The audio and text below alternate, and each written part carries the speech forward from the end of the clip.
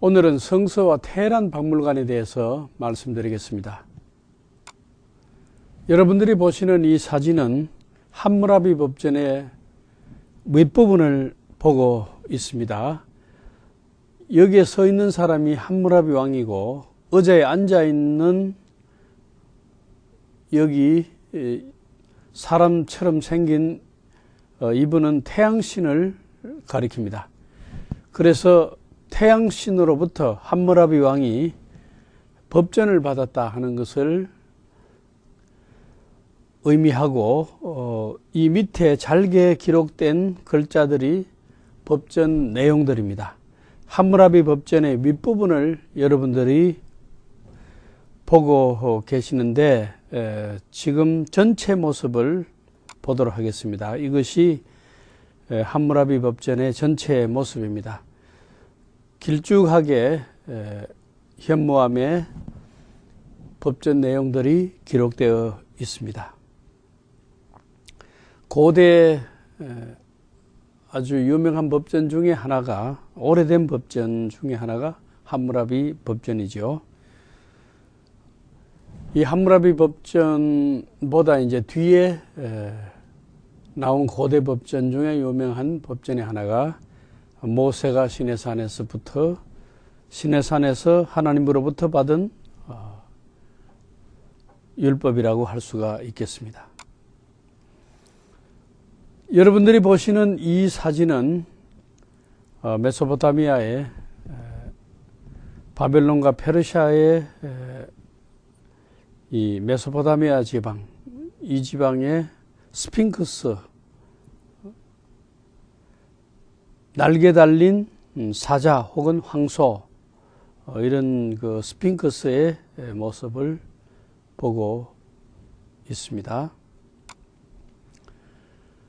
이 사진은 이 스핑크스의 모습이 이 몸뚱이 부분이 종려나무로 이렇게 되어 있는 모습을 볼 수 있는데, 이 종려나무는 중동에서 승리의 상징으로 사람들이 생각을 했습니다. 그래서 예수님이 예루살렘에 입성할 때도 종려나무 가지를 흔들면서 사람들이 호산나 하고 외쳤죠. 이스라엘뿐만 아니고 이란이라든지 이라크라든지 이 지방이 옛날에는 페르시아고 바벨론이었죠. 이 중동 지역, 메소포타미아 지역 이쪽에 승리의 상징으로 종려나무가 인정되었습니다. 여러분들이 보시는 이 부조, 금은 대리석으로 된 부조에 앉아 있는 사람이 다리오 왕입니다. 다리오 왕은 성경 에스라 6장 14절에 보면은 페르시아 왕 고레스와 다리오와 아닥사스다의 조서를 따라서 예루살렘 성전을 건축하며 일을 끝내되 다리오 왕 제6년 아달월 3일에 성전 일을 끝내니라. BC 516년이 되는 해입니다. 이때 성전을 끝냈다고 하는데, 그 예루살렘 성전을 완공하는 데 도와준 왕이 페르시아의 다리오 왕입니다. 여기 보면은 그 당시 BC 516년이니까 지금으로부터 2500년 전의 일이지만은 이 대리석에 조각한 그 무늬가 아주 섬세하게, 이 옷의 줄무늬라든지 이런 것들이 섬세하게 되어 있는 모습을 알 수가 있고, 왼손에는 우수를 입게 하는 꽃을 들고 있고, 오른손에는 왕의 호를 쥐고 있는 모습을 볼 수가 있습니다. 수염이 이렇게 길게 달려 있는데, 수염은 권위를 상징하는 것입니다. 그리고 의자에 앉아서 발을 올려놓았는데, 발을 올려놓은 이것을 발판, 이것을 한국 성경의 발등상이라 하고 번역을 한 것이 바로 이 발판을 가리킵니다. 내가 네 원수로 발등상 되게 하리라. 그러니까 원수를 발판처럼 밟게 하리라 하는 그런 뜻이겠죠. 이 다리오 왕의 사진 모습을 일부 떼어서 제가 보여드렸는데, 이 대리석으로 된 전체 모습은 이런 모습입니다. 여기에 다리오 왕, 조금 전에 본 다리오 왕의 모습이 있고, 앞에 다리오 왕을 알련하는 사람들, 뒤에는 다리오 왕을 시중 드는 사람들, 이렇게 대리석으로 페르세폴리스라고 페르시아의 도시, 노루즈라는 신년 행사 때 페르시아가 다스리는 세계 곳곳에 흩어져 있는 그 당시 중동 지역의 나라의 왕들이, 그러니까 일종의 페르시아의 왕은 왕 중의 왕이고, 그 제국 밑에 작은 나라의 조공을 바치던, 페르시아에게 조공을 바치던 여러 나라의 왕들이 신년이 되면은 페르시아 제국의 왕에게 세배드리러 왔습니다. 오는 사람들이 너무 많았기 때문에 일부러 신년 행사를 위한 궁전을 지었는데, 그것이 페르세폴리스입니다. 그 페르세폴리스 궁전, 신년 행사를 위한 궁전에 있었던 부조들의 모습입니다. 그 페르세폴리스를 건축을 시작한 사람이 다리오 왕이고, 그를 이어서 왕이 된 그의 아들 아하수에로 왕이 또 궁전을 이어서 계속해서 지었습니다. 한 30년 걸쳐서 지었는데, 그 뒤에 아하수에로 왕 이후에도 계속 오랫동안 지어졌다고 전해지는 페르시아 제국의 최대 규모의 궁전이 페르세폴리스입니다. 제가 그쪽에 갔다가 이 다리오 왕의 부조 모습을 사진 찍어서 여러분들에게 보여드리고 있습니다. 그리고 이 부조의 모습은 지금 테헤란 박물관에 보관되어 있습니다. 페르세폴리스에 있는 다리오 1세, 조금 전에 본 다리오 1세의 왕궁 튼대, 지금 그 폐허된 터를 일부 복원해 놓은 모습이 이런 모습입니다. 그리고 이 페르세폴리스 안에는 다리오 왕의 궁전터뿐만 아니고 그의 아들 아하수에로 왕의 궁전터까지 있습니다. 근데 여러분들이 보시는 이 사진은 다리오 왕의 궁전이 있었던 그 터를 복원해 나온 모습을 여러분들이 지금 보고 있습니다. 위에 목과 머리 부분은 지금 깨어져서 날아가고 없습니다만은, 이것이 다리오 왕을 서 있는 모습을 만든 부조입니다.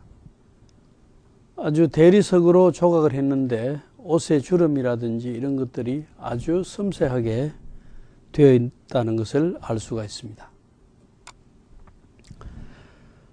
이것은 다리오 왕의 궁전 옆에 아하수에로 왕, 그의 아들 아하수에로 왕의 궁전터가 있는데, 이 뒤편에는 궁전이 있었던 자리들이고, 지금 여러분들이 보신 이 사진은 궁전으로 들어가는 문 입구의 모습을 복원해 놓은 것인데, 여기에 서 있는 사람, 이 사람이 아하수에로 왕입니다. 그리고 그의 손에는 왕의 호를 쥐고 있습니다. 이 왕의 호를 우리 한국 성경에는 규라고 번역을 했어요.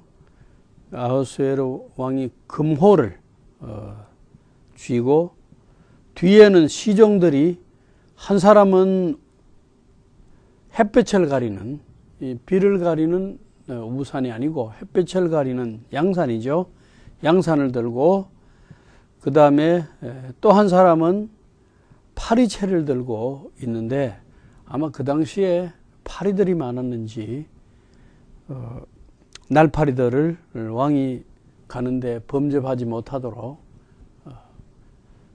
파리채로 이렇게 호위를 했던 것을 볼 수가 있습니다.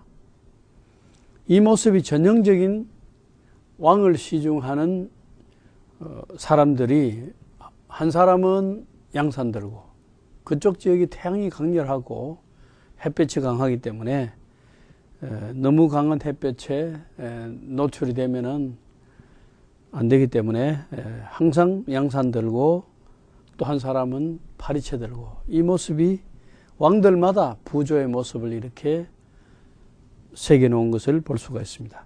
아하수에로 왕궁 들어가는 입구 문에 새겨진 부조입니다. 이 아하수에로 왕이 바로 에스더서에 나오는 아하수에로 왕입니다. 이것은 테헤란 박물관이 소장하고 있는 것인데, 크세르크세스의 왕권 교체 기록입니다. 이 크세르크세스가 바로 에스더서에 나오는 아하수에로 왕입니다. 보통 영어로는 크세르크세스 이렇게 표기를 하죠. 크세르크세스 1세 이렇게 표기를 하는데, 이 쇠기 문자로 기록된 내용을 영어로 번역을 했는데, 그 내용을 보면 어떤 이야기가 있느냐 하면은, 이 안에 15줄에서 27줄 사이에 있는 말을 인용해 보면은, 왕 아하수에로가 말하노니 나의 아버지는 다리오이며 다리오의 아버지는 히스타스페스이며 히스타스페스의 아버지는 알사메스이며, 이렇게 자기의 왕족의 족보를 소개하고 있는 내용을 볼 수가 있습니다. 그래서 이 크세르크세스, 즉 아하수에로 왕이 왕이 되고 그의 족보가 어떻게 되는지를 기록하고 있는 내용들입니다. 이것은 쇠기 문자로 기록되어 있는데, 영어로 번역한 것이 옆에 해설이 있습니다. 그래서 제가 사진을 같이 찍어서 여러분들에게 이 내용을 소개하고 있습니다. 이것은 페르세폴리스 왕궁 접견실 계단인데, 아카메니드 시대라는 것은 고레스 왕부터 이어지는 페르시아 왕조를 말합니다. 그러니까 다리오, 아하수에로 전부 아카메니드 시대에 속합니다. 이 왕궁 접견실로 올라가는 계단의 모습이 있습니다. 이것도 테헤란 박물관에 있는 내용을 여러분들에게 소개하고 있습니다. 이것도 페르세폴리스의 건축물의 기둥머리입니다. 기둥머리, 여기에 황소머리라든지 이런 것들 장식이 있고, 이런 기둥머리, 그러니까 기둥이 높이 서 있으면 그 기둥 꼭대기에 데코레이션, 장식한 모습이죠.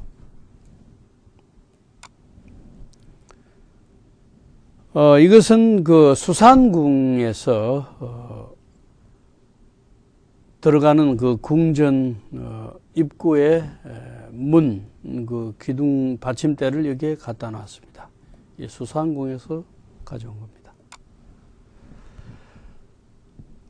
이 병사의 모습은 페르시아의 병사의 모습을 타일에다가, 칼라 타일에 이렇게 새긴 것인데, 여기 보면은 창을 들고 있죠. 화살통을 메고 화살이 그 안에 있습니다. 그리고 군복을 입고, 페르시아 왕 다리오 1세 때 창을 든 궁전 수비대의 모습입니다. 이 수산성에서 발굴해서 가져온 것입니다. 이것은 금잔인데, 여러분들이 보시다시피 여기 사자 모습으로 된 금잔인데, 여기에 술을 부어서 마셨습니다. 그래서 왕들이 술을 마실 때 이 금잔에다가 술을 부어서 마셨던 것을 알 수가 있습니다. 석류가 아주 중동에 유명합니다. 그리고 이란, 옛날 페르시아였던 오늘의 이란 지방이 석류 생산이 유명한데, 석류의 모습을 제가 이란에 갔다가 한번 찍어서 여러분들에게 지금 소개해드리고 있습니다. 석류는 아주 중동의 귀한 그 과일로서 이스라엘에서도 석류 모양의 장식이 솔로몬 성전을 장식할 때도 석류 데코레이션을 사용했습니다. 그리고 이스라엘의 대표적인 7 과일 중에 하나로 석류가 들어갑니다. 이스라엘뿐만 아니고 이란, 페르시아 지역 이쪽은 석류가 많이 나는 지역이고 별로 쓰질 않고 강한 햇볕이 있는 데서 자란 과일이라서 그런지 당도가 아주 높습니다. 이것은 수산성의 이것은 수산성이 아니고 이것은 파사르가데 고레스 왕이 처음 왕이 되어서 왕궁을 가졌던 그 고레스의 자기가 자라고 한 그쪽 페르시아의 첫 왕궁이 파사르가데에 있습니다. 파사르가데 왕궁터의 모양을 제가 현재 모습을, 그러니까 유적지만 남아있죠. 발굴해서 기둥들을 복원해 놓은 모습을 사진 찍어서 제가 보여드리는데, 이 파사르가데의 고레스가 자기의 왕궁을 짓고 여기서 황제로서 세계를 지배하는 제국을 건설하는 기초로 삼았습니다.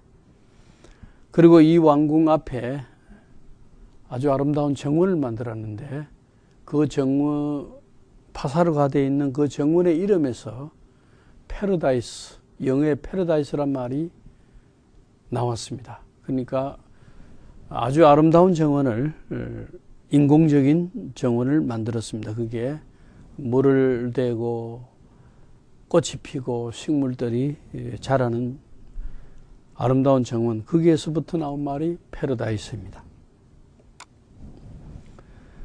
이것은 파사르가데에 있는 고레스의 무덤입니다.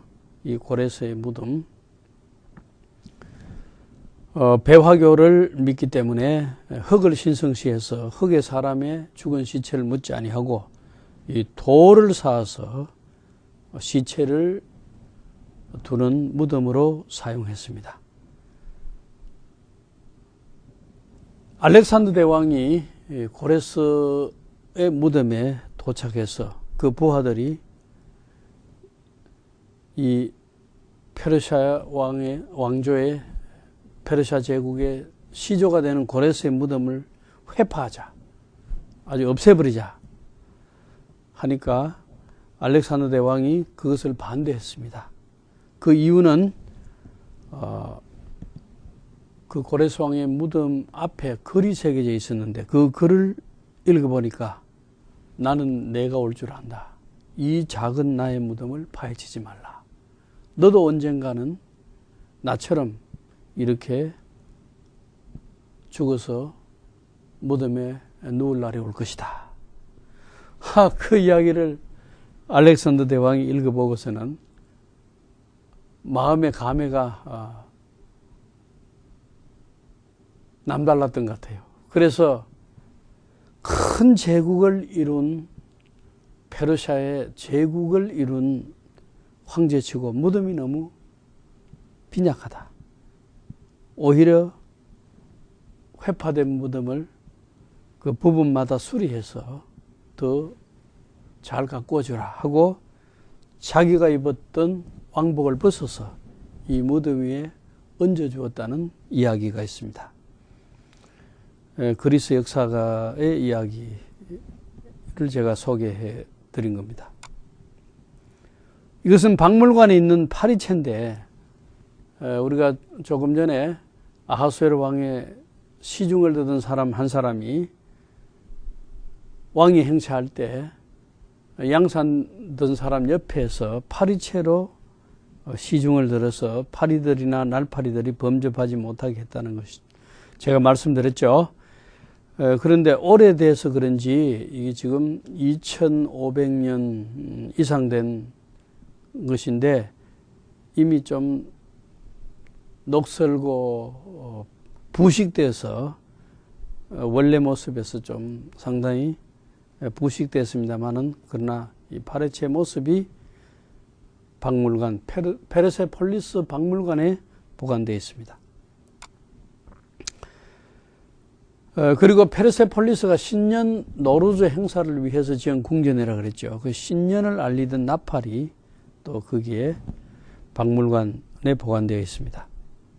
이 나팔도 한 2500년 이상 된 나팔이기 때문에 상당히 부식된 모습으로 소장되어 있습니다. 이것은 여기에 검게 되어 있는 이 물건이 참 이 페르세폴리스 박물관을 방문했을 때 제 마음을 상당히 뭉클하게 했던 그런 유물인데, 이 유물의 설명서를 보시면은 remnants of burnt material, 불탄 재료의 남은 부분입니다. 불탄 머터리얼의 지금 남은 부분이니까 불타다 남은 거죠. 아카메니드 피리오드, 아카메니드 왕조 시대니까 고레스 다리오 아하수에로로 이어져서 마지막 페르시아 왕이 다리오 3세인데 알렉산더 대왕에 의해서 패배를 당하고 페르시아 폴리스가 불타버리고 페르시아 제국이 그리스 제국 밑으로 들어가 버린 아주 슬픈 운명을 가지게 됐죠. 그 시대가 바로 아카메니안 피리오드입니다. 아카메니드 왕조 시대인데, 페르세폴리스의 박물관에 가면은 알렉산더 대왕의 부하들이 불질렀을 때, 그 페르세폴리스를 불질렀을 때에 타다 남은 물건을 지금 거기에 박물관에 전시하고 있는 것을 알 수가 있습니다. 그리고 이 불이 아하수에로 왕궁에서 시작됐습니다. 아마 알렉산더 대왕의 부하 가운데 아하수에로 왕궁에 도착해서 붕괴해서 불지른 사람이 있었을 것입니다. 그 붕괴한 이유는 아하수에로 왕이 아테네를 쳐들어와서 아테네의 아크로폴리스에 불을 다 찔러버렸죠. 아마 그런 좋지 않은 기억이 있어서 그런지 몰라도 불을 아하수에로 왕궁부터 찔렀습니다. 아하수에로 왕의 아버지가 다리오 왕인데, 다리오 왕은 페르시아와 그리스 사이에 전쟁, 마라톤 전쟁을 일으킨 사람이고, 그 아들 아하수에로 왕은 아테네 앞에 바다 이름이 살라미스인데, 살라미스 바다 전쟁에서 패한 페르시아 왕이죠.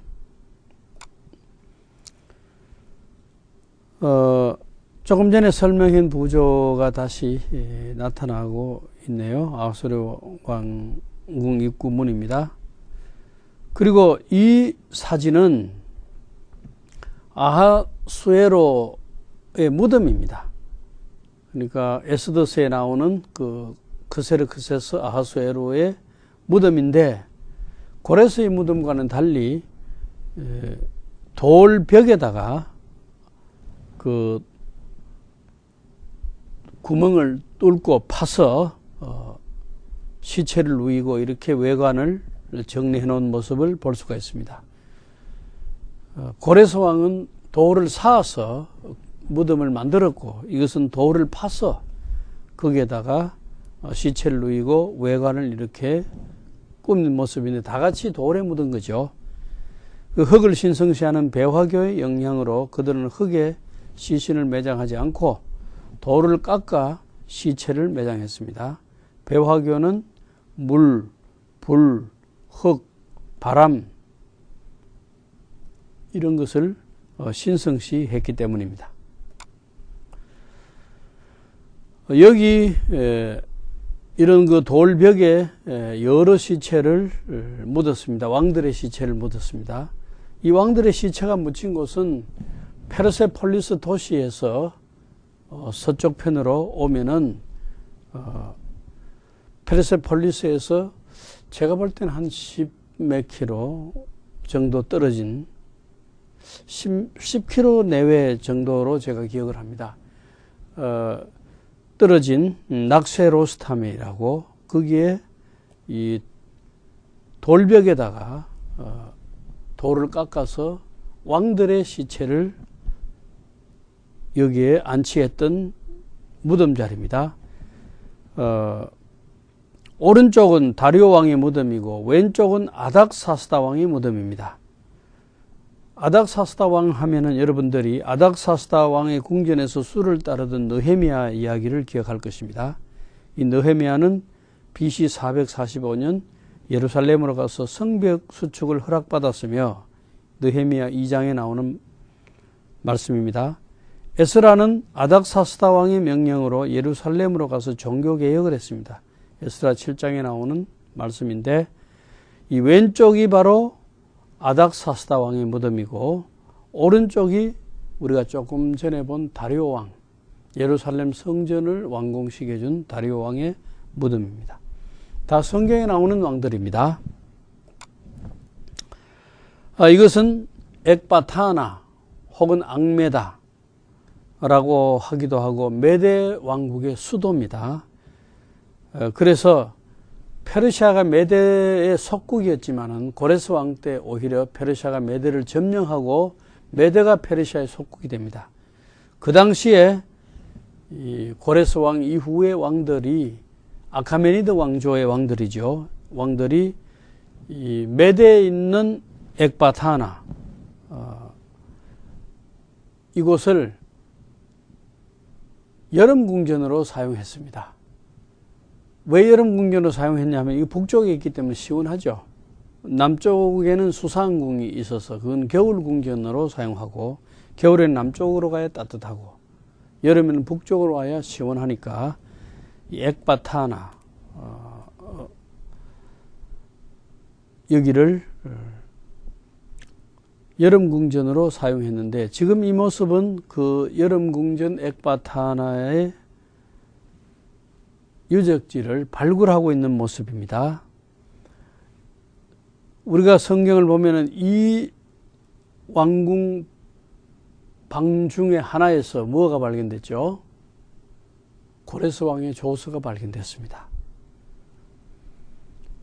예루살렘에 유대인들이 돌아가서 성전을 짓고 있으니까 유프라테스 강 서쪽 사람들이 이걸 못하게 아주 방해를 했습니다. 그러면서 페르시아 제국의 왕에게 상소문을 올렸습니다.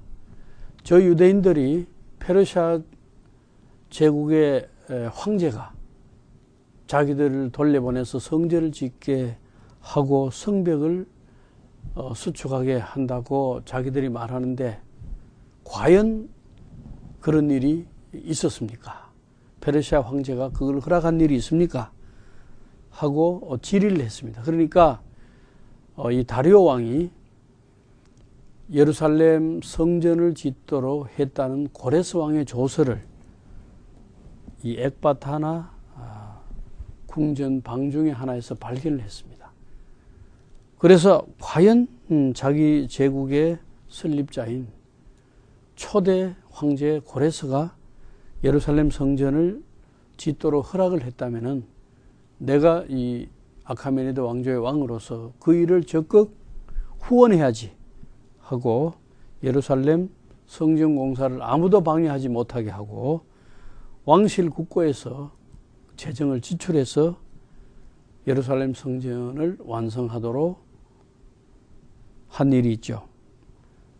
바로 이 엑바타나 궁전 방 중 하나에서 고레스 왕의 조서가 발견되었다고 성경에 기록되어 있습니다.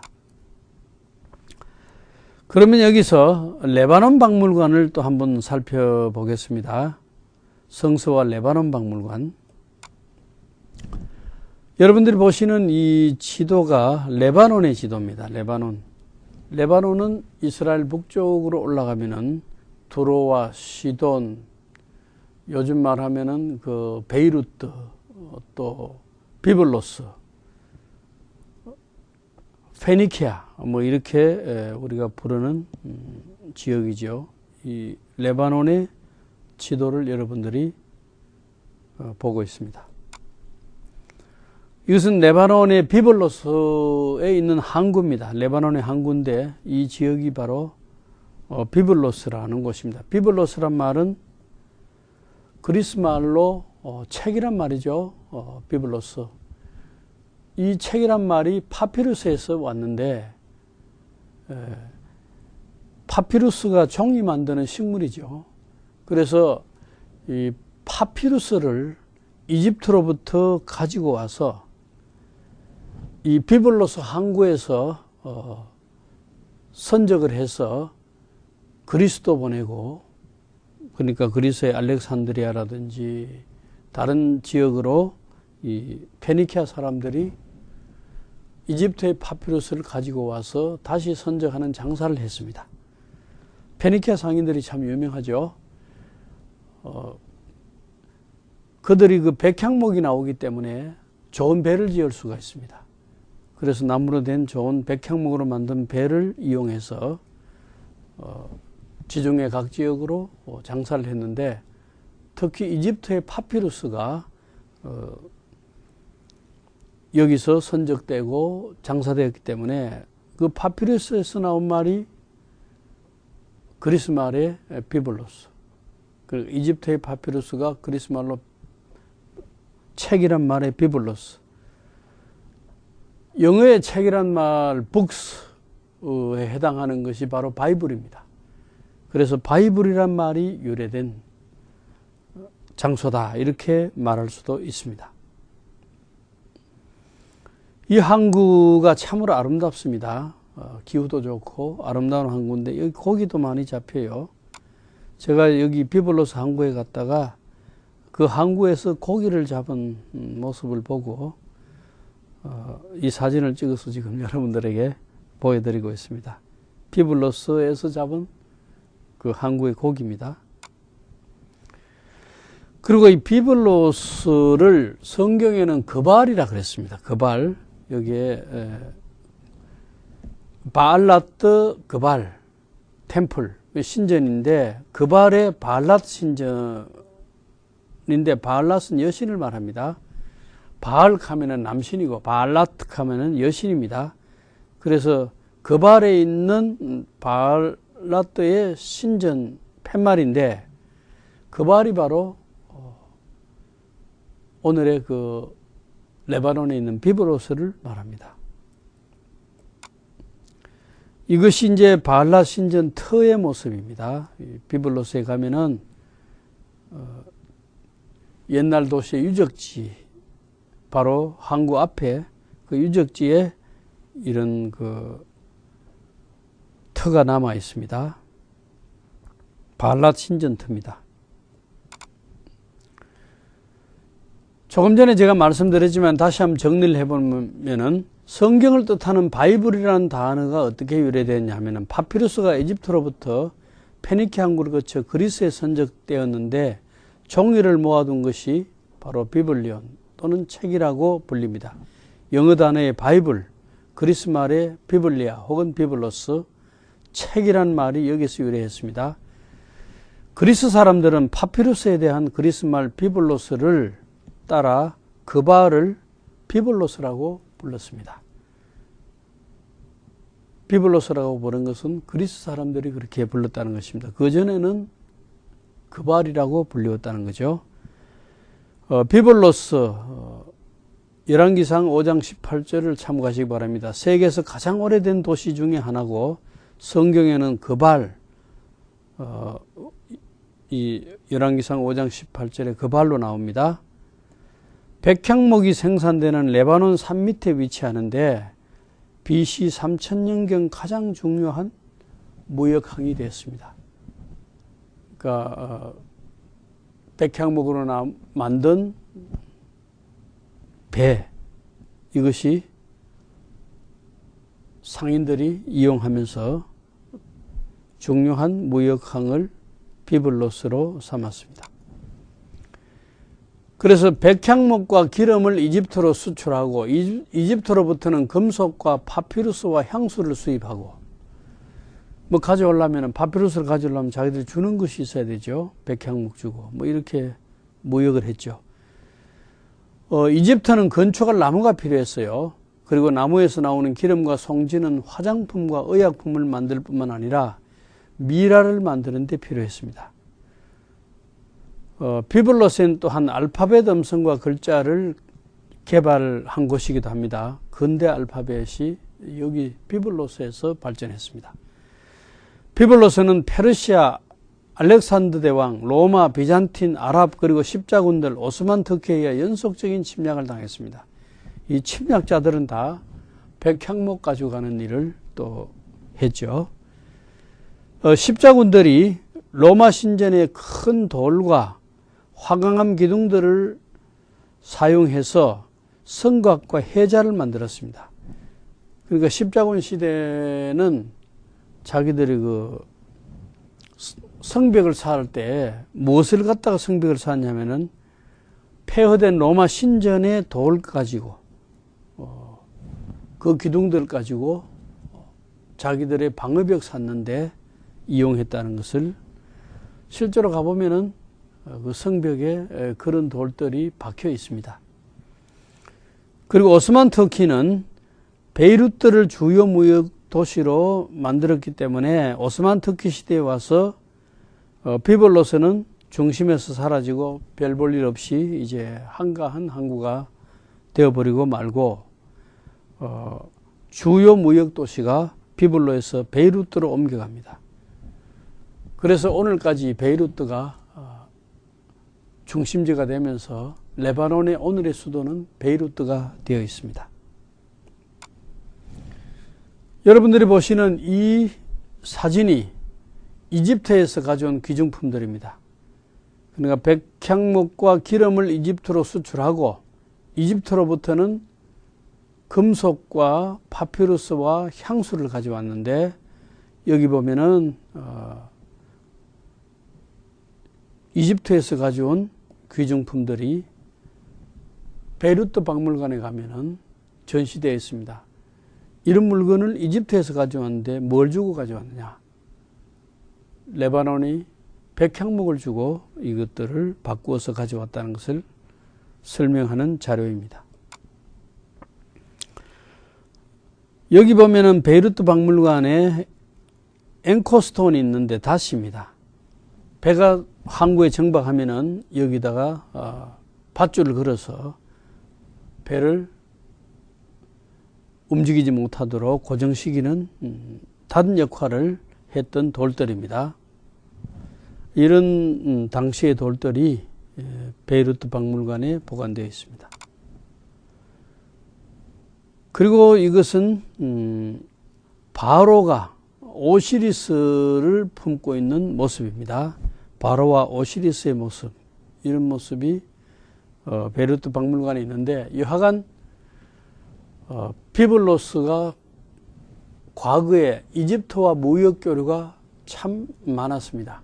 파피루스를 가져오고 또 백향목을 가져다 주고, 이집트와 교역이 많았기 때문에 비블로스에는 이집트 유물들이 많이 발견됩니다.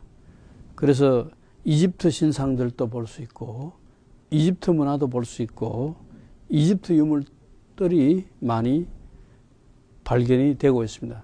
이 오시리스가 이집트의 지하의 신이죠. 바로와 오시리스 모습입니다. 그리고 이집트 신 베스의 모습도 볼 수 있습니다. 그리고 이 사진은 이집트 신 세라피스 사진입니다. 세라피스는 알렉산더 대왕의 부하였던 톨레미 1세가 이집트와 그리스 신을 합쳐서 만든 겁니다. 그래서 오시리스라는 이집트 신, 조금 전에 바로와 오시리스 이야기를 했습니다마는 오시리스라는 이집트 신을 그 아피스와 합쳤습니다. 아피스는 황소신인데 높은 그 태양신의 상징입니다. 그래서 이 이집트에서 중요하게 여기던 오시리스와 아피스 두 신을 합쳐서 얼굴을, 이집트 사람들은 신의 얼굴을 동물로 표현하기를 좋아했는데 그리스 사람들은 신의 얼굴을 사람의 얼굴로 표현하기를 좋아했습니다. 그래서 동물의 상으로 되어 있던 이집트의 그 얼굴을 버리고 그리스 사람이 좋아하는 제우스의 얼굴을 여기에 입혀가지고, 제우스가 그리스 최고 신이지만은 사람의 얼굴을 가지고 있죠. 아마 그리스 남자로서 제일 잘생긴 얼굴을 제우스의 얼굴로 삼았던 것 같아요. 그래서 그 제우스의 얼굴을 여기 입히고 오시리스와 아피스의 이름을 합쳐서 세라피스다, 그렇게 불러서, 그러니까 톨레미 시대에 만든 이집트 신들을 합쳐서 만든 신입니다. 이 신의 이름이 세라피스입니다. 이것은 비볼로스의 왕 아비세무의 이름인데 여기에 이름이 새겨져 있어요. 오벨리스크에 이렇게 된 기둥을 오벨리스크라 하는데, 이 위를 뾰족하게 해서 태양빛이 비치면은 여기가 아주 반질반질하게 햇볕이 반사되겠습니다. 이런 것은 이집트 사람들이 태양신을 섬기면서 태양신의 상징으로 오벨리스크를 만들었습니다. 이런 문화가 레바논에까지 영향을 미쳐서 비블로스의 왕 아비세무의 이름이 여기 새겨진 것을 보면은 그 사람이 만들었겠죠. 그래서 비블로스의 오벨리스크 템플에서 이게 발견됐습니다. 비블로스의 왕 아비세무가 만든 오벨리스크로 추정이 됩니다. 여기는 적군의 머리를 잡고 왼손으로 잡고 오른손으로 아주 그 내리치는 모습을 하고 있는 사람이 있는데, 이 사람이 바로 라암세스 2세입니다. 이집트에 아주 강력했던 바로 왕 중에 한 사람이 13세기 사람이죠. BC 13세기 사람 라암세스 2세가 적군의 머리를 잡고 아주 그 손에 강한 그 곤봉 같은 무기를 가지고 내리치고 있습니다. 그리고 이 광경을 잘한다 하고 도와주고 주시하고 있는 신이 있는데, 이 신이 바로 전쟁의 신입니다. 전쟁의 신이 라암세스 2세를 적군을 무찌르기 위해서 도와준다 하는 그런 의미가 담긴 부조입니다. 여기에 이집트 문자들, 상형 문자들이 여기에 새겨져 있습니다. 이것은 하토르 여신의 가슴입니다. 이 가슴이죠. 가슴이고, 이 신이 바로 암소신 하토르 여신입니다. 가데스 여신입니다. 하토르. 그리고 이것은 가슴, 하토르 여신의 가슴입니다. 이것이 베이루트 박물관에 소장되어 있는데, 이것들이 다 비블로스에서 발굴됐습니다. 지금 전시는 베이루트 박물관에서 하고 있지만은 발굴 장소는 이집트와 교류가 많았던 비블로스 항구에서 이것이 발굴됐습니다. 그것을 보면은 이집트의 하토르 신도 비블로스 사람들이 섬기지 않았나, 그렇게 짐작할 수가 있습니다. 이것은 선다이알 해시계인데 페니키아어가 여기에 새겨져 있습니다. 여기에 새겨져 있는데, 이 새겨진 글자 페니키아어를 해독을 하면은 성별된 당신의 종에 의해 하몬의 신 아스타롯에게, 그러니까 아스타롯에게 이 해시계를 바친다 하는 그런 뜻이 있죠. 이것도 베이루트 박물관이 소장하고 있습니다. 이것은 페니키아어로 기록된 바알 사마르의 장례비문입니다. 이 석관이고 위에가 밑에 장례비문이 있는데 이 페니키아어로 되어 있어요.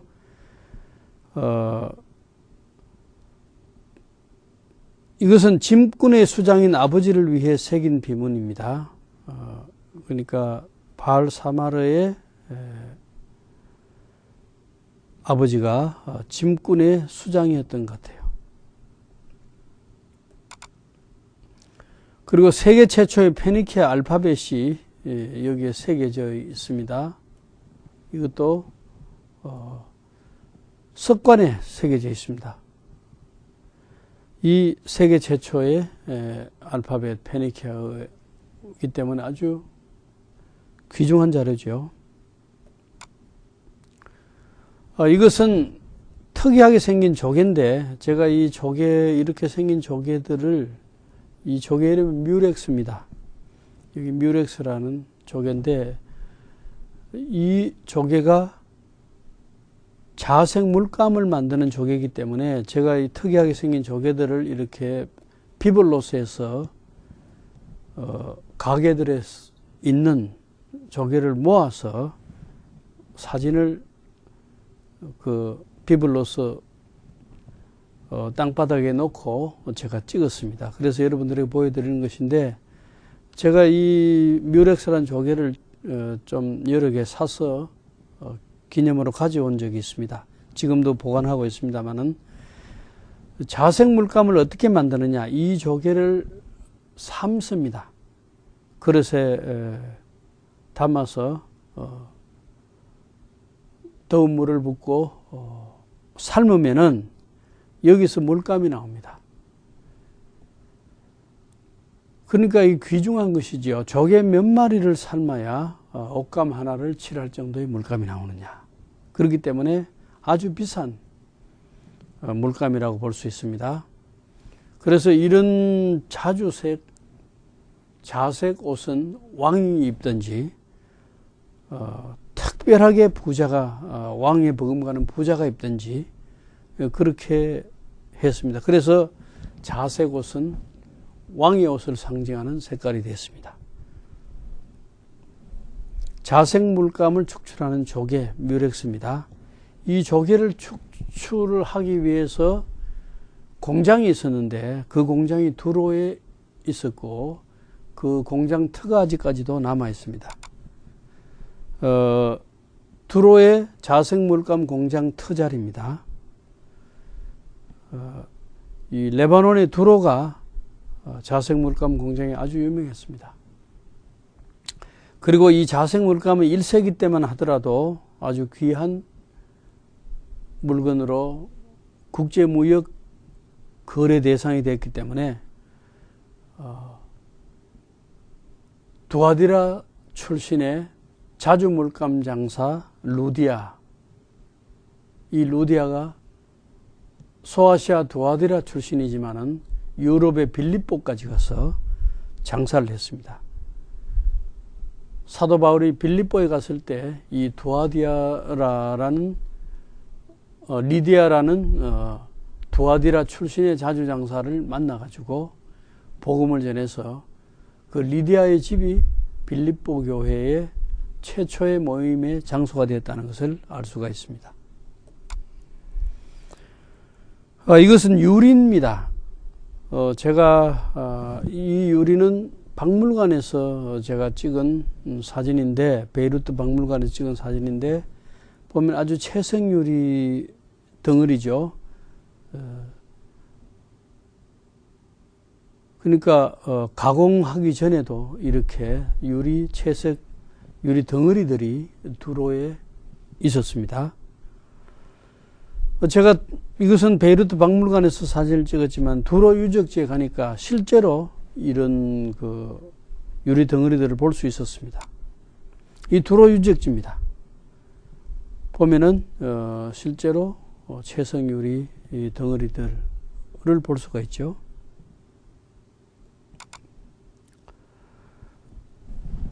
이 사진은 바알백에 가면은 주피터 신전이 있습니다. 이 바알백은 고대 이름인데 이 평원 앞에서 바알을 섬기던 아주 큰 신전이 있었기 때문에 이쪽을 바알백이라고 합니다. 그런데 이 바알이 로마 시대 때 오면서 이 바알 신전 자리를 로마 사람들은 주피터 신전을 세웠습니다. 그러니까 바알 신전 자리에 있던 모든 걸 정리해버리고 거기에 로마의 최고신 주피터 신전을 로마 사람들이 세웠습니다. 지금 바알백에 가면은 현재 유물로 남아있는 유적은 주피터 신전터가 남아있습니다. 근데 그 주피터 신전터는 그 이전에는 바알 신전터입니다. 레바논의 베카 계곡인데 해발 1170m의 리타니강 동쪽에 위치하니까 꽤 높은 곳이죠. 물론 백향목이 나오는 것은 해발 2000m 이상 되는 부샤레에 가야 백향목이 나오는데 부샤레만큼 지역이 높진 않지만은 해발 1170이라면 굉장히 높은 지역인데 여기에 위치한 곳에 로마 사람들이 주피터 신전을 세웠는데 이 로마 사람들은 또 여기 주피터 신전 옆에 술의 신 바쿠스, 그리스 이름으로는 디오니소스죠. 로마 이름으로는 바쿠스. 우리 한국 사람들은 바카스라고 부르죠. 그리고 드링크 이름도 바카스라고 하고, 로마 사람들은 여기에 주피터, 바쿠스, 또 비너스, 머큐리 신전 등 여러 신전들을 이 평원에 세웠습니다. 문화적으로 보면 로마의 신들이 페니키아의 풍요의 신에 접목된 모습을 알 수가 있습니다. 여기에 지금 기둥으로 남아있는 이 부분은 주피터 신전에 남아있는 기둥의 일부분이라고 보시면 되겠습니다. 이것은 로마 사람들이 주피터 신전 옆에, 그 모습은 주피터 신전보다 더 잘 남아있는데 술의 신 바쿠스 신전의 모습입니다. 역시 바알백에 있는 것인데 여기에 보면 계단이 이렇게 신전으로 올라가는 계단이 있고, 이 신전을 돌아가면서 아직 이렇게 삼면으로 기둥들이 잘 남아 있습니다. 각도를 달리해서 찍으면은 기둥이 더 잘 보이는 모습이지만은 저는 그 기둥보다는 신전 내부 모습에 현재 남아있는 모습을 보여드리기 위해서 기둥 쪽보다는 앞쪽을 이렇게 찍어서 신전으로 올라가는 데서부터 여기 신상이 있었던 그 앞모양 부분까지 이렇게 한번 앵글을 잡아서 신전 모습, 바쿠스 신전 모습의 사진을 여러분들에게 보여드리고 있습니다. 오늘 여러분들에게 말씀드린 것은 성서와 테란 박물관, 또 성서와 레바논 박물관에 대해서 말씀드렸습니다. 오늘 강의는 여기까지 하겠습니다. 감사합니다.